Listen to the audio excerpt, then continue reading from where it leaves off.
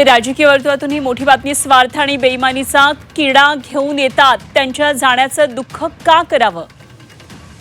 खासदार संजय राऊत यांनी हे ट्विट केलेलं आहे। खासदार संजय राऊत यांच्या प्रतिक्रियेची सगळेजण वाट पाहत होते आणि अखेर खासदार संजय राऊत यांनी या संदर्भात या राजकीय घटनेसंदर्भात ट्विट केले। स्वार्थ आणि बेईमानीचा किडा घेऊन येतात, त्यांच्या जाण्याचं दुःख का करावं, असं खासदार संजय राऊत यांनी ट्विट केलेलं आहे।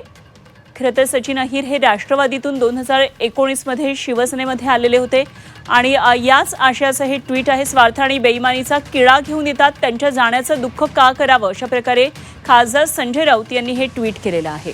तर आज उपसभापती निवडणुकीचा अर्ज भरताना एक मोठा राजकीय ट्विस्ट पाहायला मिळाला आणि महाराष्ट्राच्या राजकारणामध्ये पुन्हा एकदा एक भूकंप पाहायला मिळाला। उद्धव बाळासाहेब ठाकरे पक्षाला हा एक मोठा धक्का शिंदेंनी पुन्हा एकदा दिलेला आहे। गेल्या 8 दिवसातला हा दुसरा धक्का आहे। याआधी 6 खासदारांचं बंड, त्यांनी केलेलं पक्षांतर आणि त्यानंतर अशा प्रकारे सचिन अहिर यांनी उद्धव बाळासाहेब ठाकरे पक्षाची सोडलेली साथ, यावर संजय राऊत यांनी केलेलं हे ट्विट आहे आणि ते म्हणतात, आम्ही 4 किरणांचीही आस का धरावी, जे कधीच नव्हते आमचे त्याची वाट का पाहावी। आणि यामध्ये त्यांनी कंसात लिहिले, पक्षात येताना जे स्वार्थ आणि बेईमानीचा किडा घेऊन येतात, त्यांच्या जाण्याचं दुःख का करावं।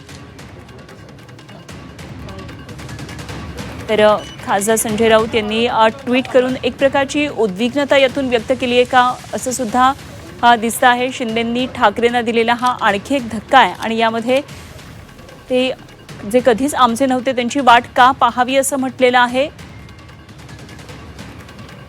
आणि स्वार्थ आणि बेईमानीचा किडा घेऊन येतात, त्यांची वाट का पाहावी, त्यांच्या जाण्याचं आम्ही दुःख का करावं, असं ट्विट खासदार संजय राऊत यांनी केलं आहे।